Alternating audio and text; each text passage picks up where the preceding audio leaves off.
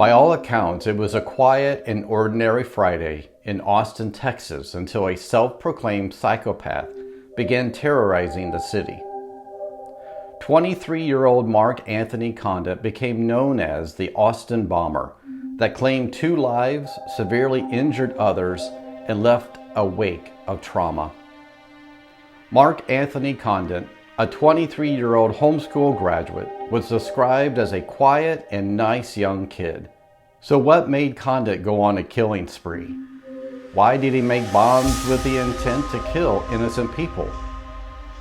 What made him want to commit these heinous crimes? I'm John Cordray, and I'm a licensed mental health therapist, and today I will be analyzing Mark Anthony Conditt, aka the Austin Bomber. I will provide details of this case and then provide my analysis and give feedback on the aftermath of the crime. Welcome to Inside Killer Minds. March 2nd, 2018 began 3 weeks of terror for Austin, Texas residents.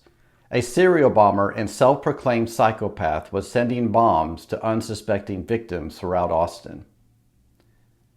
Mark Anthony Conditt left behind a chilling confession on his phone, where he referred to himself as a psychopath, and he expressed no remorse for the deadly bombings that terrorized Austin. In his own words, he admitted, "I wish I were sorry, but I am not," showing a complete lack of empathy for the lives he took and the fear he was about to spread. Between March 2nd and March 12, 2018, Conditt set off 5 package bombs, killing 2 people and injuring 5 others. Conditt bought bomb-making materials at Home Depot, and he was tracked down by using store surveillance, phone signals, and witness accounts of a customer shipping packages in a disguise which included a blonde wig and gloves. His reign of terror ended on March 21st, 2018, when he took his own life by detonating an explosive inside his car. Who was Mark Anthony Conditt? Born on June 16, 1994, Conditt grew up in Pflugerville, Texas, just outside of Austin, in a deeply religious Christian family. The eldest of 3 children, he was homeschooled by his mother, who proudly graduated him in 2013. Conditt briefly attended Austin Community College from 2010 to 2012, but he didn't graduate. In 2012, he wrote a blog post where he identified as a conservative and supported the death penalty.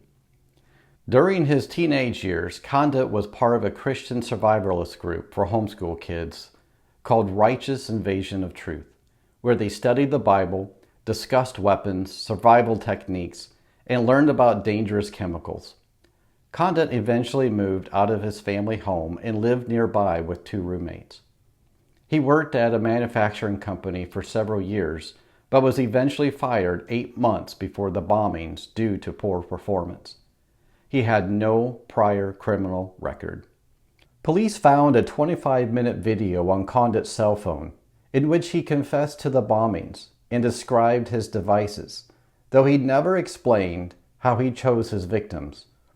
Austin Police Chief Brian Manley described the video as the outcry of a very challenged young man who felt overwhelmed by his struggles. Despite this, Conditt's actions were deliberate and calculated. He made and detonated a total of 7 bombs, targeting innocent people and terrorizing the entire city. He even had a list of future targets, revealing his intent to continue his deadly spree. Conditt's family. The family of Mark Anthony Conditt expressed their shock and heartbreak upon learning that he was responsible for the deadly bombings. "We are devastated and shattered by the news that someone from our family could be involved in something so horrific," they said in a statement. They added, "We had no idea the darkness Mark must have been facing. Our family is just like any other. We love, we pray, and we strive to inspire and serve others. Right now, our hearts go out to the families who have lost loved ones, and to everyone affected by this tragedy. We are also praying for Mark's soul. We are grieving and in deep shock. Please respect our privacy as we try to come to terms with this awful reality and support one another during this difficult time. The victims. The victims of his attack included 39-year-old Anthony Stephen House, who was killed on March 2, 2018, after picking up a package bomb at his home.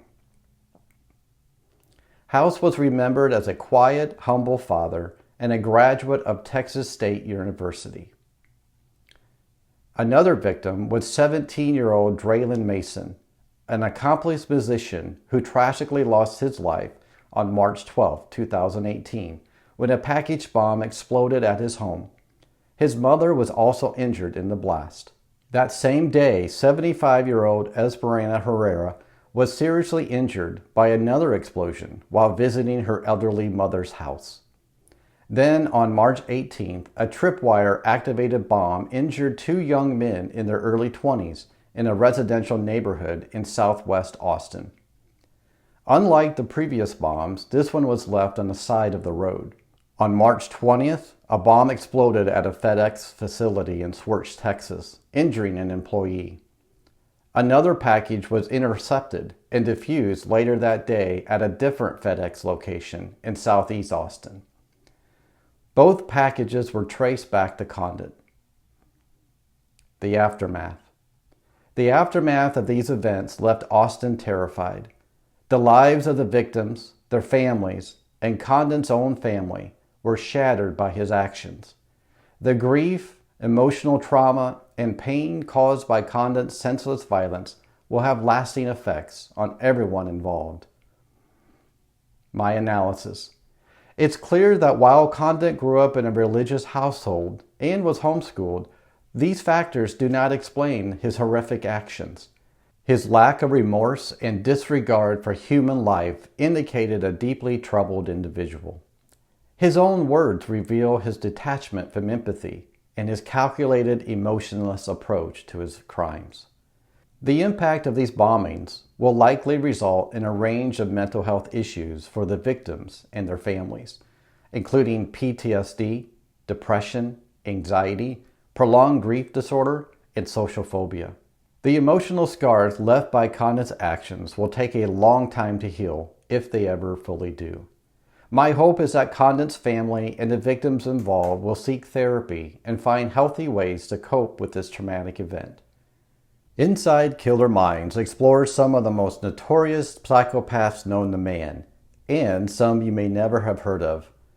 Psychopathy is a more prevalent mental health illness than you may realize.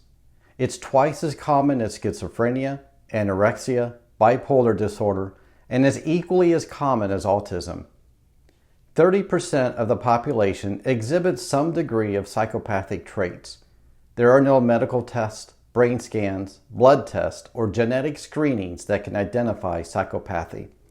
Individuals with higher levels of psychopathy are twice as likely to engage in severe violence and commit heinous crimes. However, they may also be friendly, smart, charming, and unremarkable. You may not even realize you have met a psychopath.